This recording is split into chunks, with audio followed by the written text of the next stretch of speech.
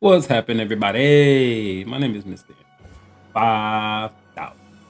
Remember the movies like Terminator and all those type of movies when the robots were gonna take over the earth and get rid of humans? Well, AI actually has a plan. Well, they have an agenda right now. Not a plan, but an agenda. And it looks like it's getting closer and closer. So check this out. The Biden administration asking the public for help regulating artificial intelligence after a bot laid out plans to destroy humanity.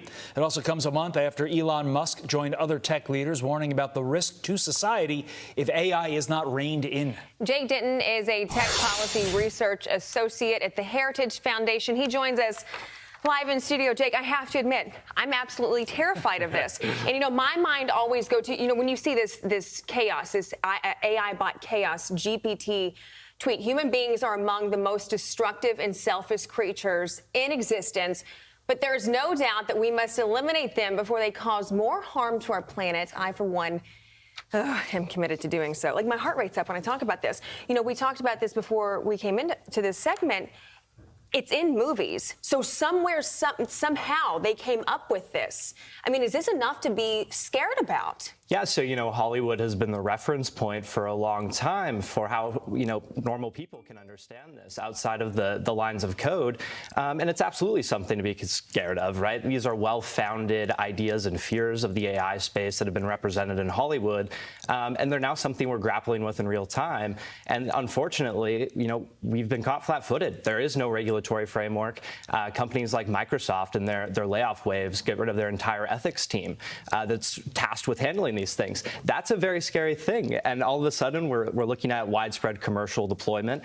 Things will be ingrained in your own laptops and, across our school systems everywhere.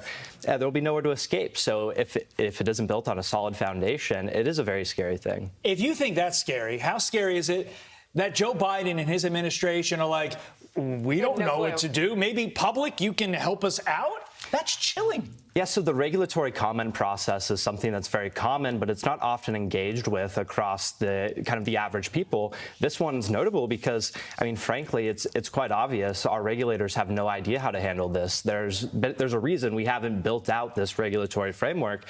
So the comment process on this particular issue is going to be very impactful. Anyone from a viewer to, a parent, anywhere in between, can actually chime in here and give their perspective. And frankly, it might be more informed than the person tasked with writing the framework. So, yeah, not only that, but how many stupid responses are they going to get that they may take seriously? That's what bothers me. We have a colleague, Cheryl Casoni. I can't wait to talk to her about this when she comes down here.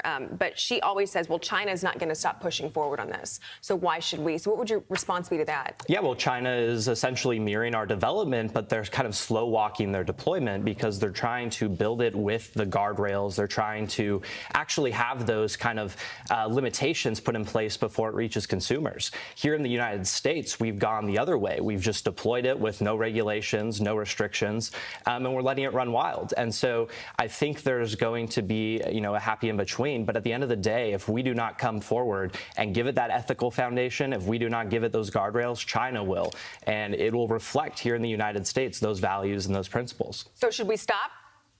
I think, everyone looks back at that letter that was written by Elon Musk and tech leaders. I think that probably is the right decision.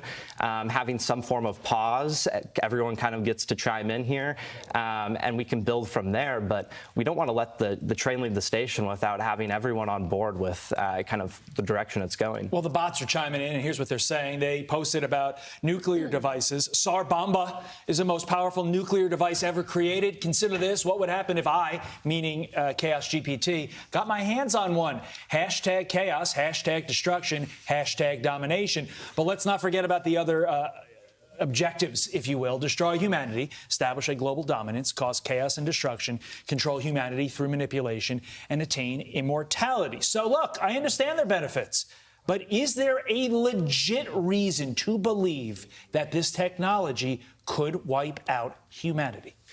Well, I mean, it's a tough answer, right? Because if it goes unchecked and we allow it to just scale without any kind of control over it, there's no telling of the direction it will go. But you would hope that we would step in and we would actually frame it to be in service of man and actually enhance our abilities. That's what this is all about. We want to make ourselves better with this. So, it's up in the air at this point. It'll largely hinge on those regulations and that commenting process. Let's be realistic. Whenever you see a tech hearing on Capitol Hill, these people don't understand basic things about the internet. There's a 0% chance that they understand this as well, God, and that's frightening. They don't even know how to pronounce it They sometimes, don't even know. and that is what is so scary.